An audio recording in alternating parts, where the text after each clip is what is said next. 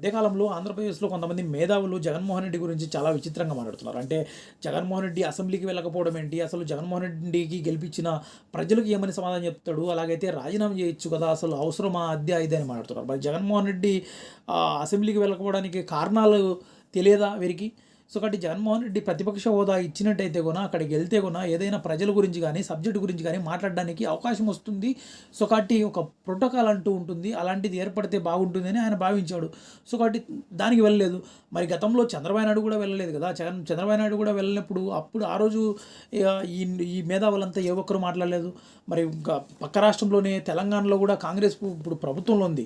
So, కాబట్టి కాంగ్రెస్ కూడా గతంలో ప్రతిపక్షంలో ఉంటే అప్పుడు కూడా ఎవరు పెద్దగా వెళ్ళలేదు. సో, కాబట్టి అసెంబ్లీ నుంచి బయటకు వచ్చారు. అదేవిధంగా గతంలో జయలలిత కూడా అసెంబ్లీ నుంచి బయటకు వచ్చి తర్వాత గెలిచి మళ్ళీ శబ్దం చేసి మళ్ళీ లోపలికి అసెంబ్లీలోకి వచ్చింది. సో, కాబట్టి ఇలాంటివి అనేది సహజంగా జరుగుతుంటాయి. కేవలం కొంతమందిని టార్గెట్ చేయడం అనేది